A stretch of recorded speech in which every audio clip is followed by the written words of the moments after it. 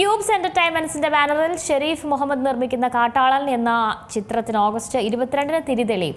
Pan Indian ചിത്രമായി എത്തുന്ന കാട്ടാളൻ 45 കോടിയോളം രൂപ ബജറ്റിലാണ് ഒരുങ്ങുന്നത്. മാർക്കോ എന്ന സൂപ്പർ ഹിറ്റ് ചിത്രത്തിന് ശേഷം ക്യൂബ്സ് എന്റർടൈൻമെന്റ്സിന്റെ ബാനറിൽ ഷെരീഫ് മുഹമ്മദ് നിർമ്മിക്കുന്ന ചിത്രമാണ് കാട്ടാളൻ. ആന്റണി വർഗീസ് പെപ്പെ നായകനായി എത്തുന്ന ചിത്രം നവാഗതനായ പോൾ ജോർജാണ് സംവിധാനം ചെയ്യുന്നത്.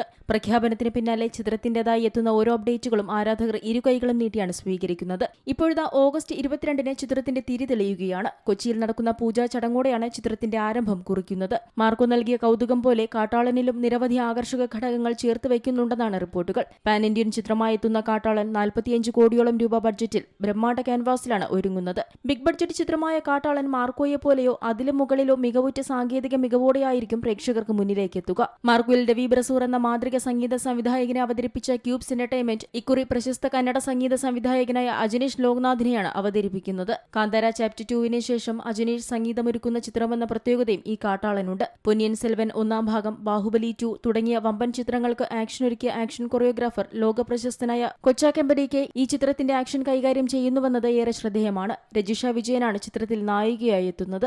മലയാളത്തിൽ നിന്നുൾപ്പെടെ പാൻ ഇന്ത്യൻ താരങ്ങളടക്കം വലിയ താരനിര തന്നെ ചിത്രത്തിൽ ഒരുമിക്കുന്നുണ്ടെന്നാണ് വിവരം. പാൻ ഇന്ത്യൻ താരങ്ങളായ സുനിൽ, കബീർ ദുഹാൻ സിംഗ് എന്നിവരെയും ജഗദീഷ് സിദ്ദിഖ് തുടങ്ങിയ മലയാളത്തിലെ ശ്രദ്ധേയ താരങ്ങളെയും റാപ്പർ ബേബി ജീനിനെയും ചിത്രത്തിലേക്ക് സ്വാഗതം ചെയ്തുകൊണ്ട് അടുത്തിടെ പോസ്റ്ററുകൾ എത്തിയിരുന്നത് ഏറെ ശ്രദ്ധ നേടിയിരുന്നു. യഥാർത്ഥ പേരായ ആന്റണി വർഗീസ് എന്ന പേരിൽ തന്നെയാണ് പെപ്പെ എത്തുന്നത് എന്ന പ്രത്യേകതയും ചിത്രത്തിനുണ്ട്. ഉണ്ണി ആറാണ് ചിത്രത്തിനായി സംഭാഷണം ഒരുക്കുന്നത്. രണദേവ് ഛായാഗ്രഹണം നിർവഹിക്കുന്ന ചിത്രത്തിന്റെ എഡിറ്റിംഗ് കൈകാര്യം ചെയ്യുന്നത് ഷമീർ മുഹമ്മദാണ്. Entertainment desk, Zee Malayalam news.